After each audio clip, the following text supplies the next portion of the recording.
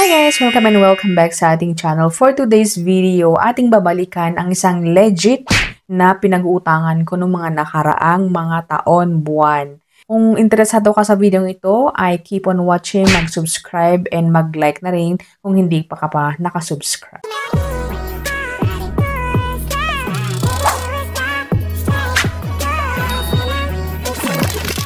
Alright, welcome and welcome back sa ating channel. For today's video ay ating babalikan ang isang lending application na legit nga guys. Nasabi ko nga na kanina na legit sila mga kaibigan. Ngayon nga guys ay nagpapautang sila up to 25,000 pesos ayon sa kanilang ads and apply 5 minutes with only one valid ID. Pag first timer ay up to 2,000 pesos. And meron silang 5 or 4.5 stars as of now and 718k reviews.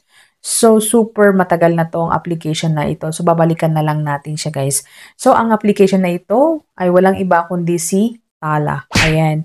So, si Tala, kung nakikita naman siguro sa mga ads, si Tala ay isang legit na utangan and registered sila sa SEC and nagre-report sila sa CIC. Ayan. So, Tala Fast Cash Peso Loan App. And meron talaga silang application na powered by Tala mismo. Ayan. So, matagal lang panahon na hindi ako nag-loan. Pero ngayon ay ating susubukan mga kaibigan. So, as you can see sa screenshot, sabi dito, borrow your way.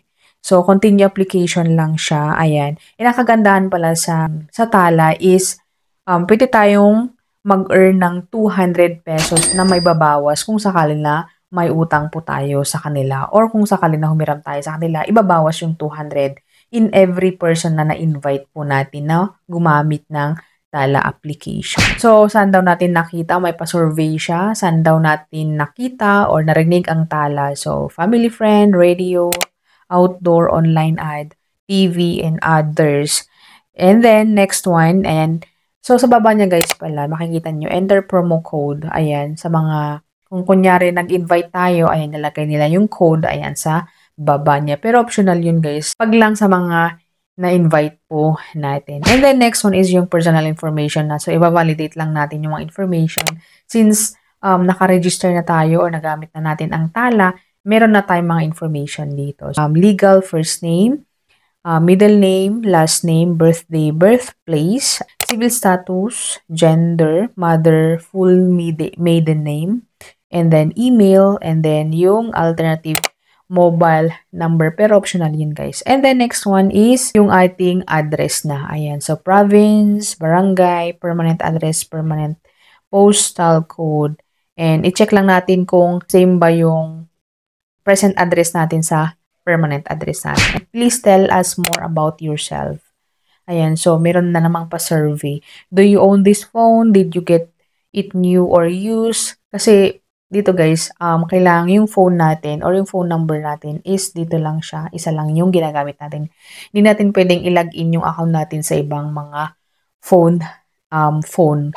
How long have you been using this phone? Ayan, what ID would you like to apply? So, pwede sa kanila ang driver's license, passport, UMID, voters ID, SSS ID.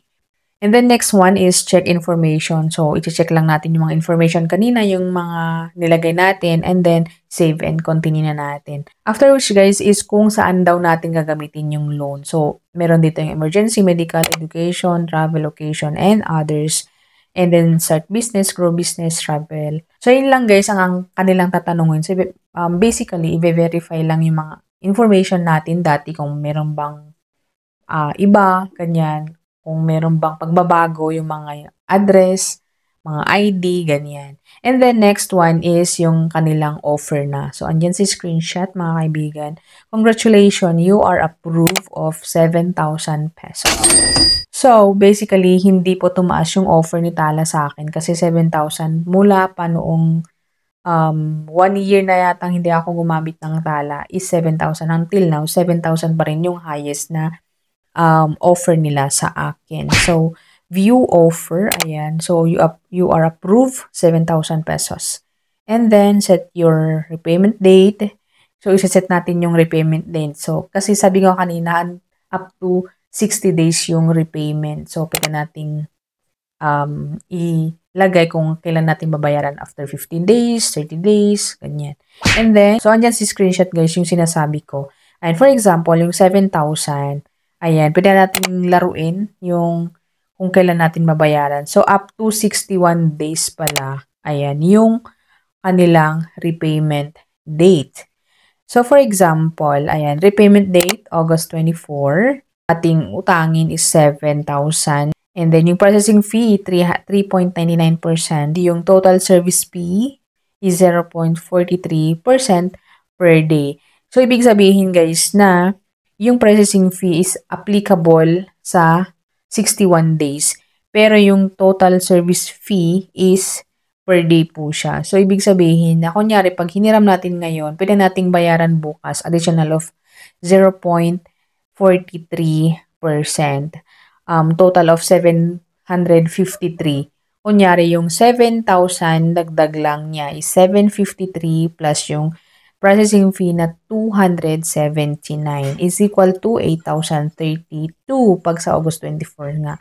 Pero pwede nating bayaran, kunyari, after 24 hours, ganyan, babayaran natin ay mas maliit ang ating babayaran, hindi 8,032.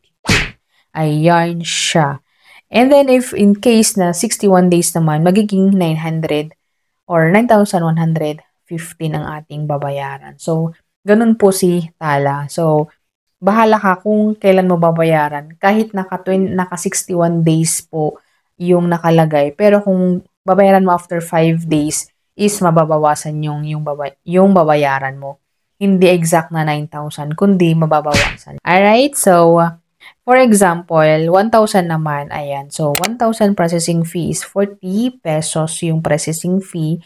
Total of service fee is 112. So, yung service fee talaga guys, ang medyo mabigat sa bulsa. Pero, masasabi ko is legit siya. So, in case na kailangan nyo ng hiraman, ayan, is pwede si Tala. So, kung late naman tayo guys, is meron dito late fee 5% of outstanding balance if still unpaid after 61 days. So, dun lang siya mag-apply ng late fee. And 5% yung idadagdag sa ating jutang. Ayan siya.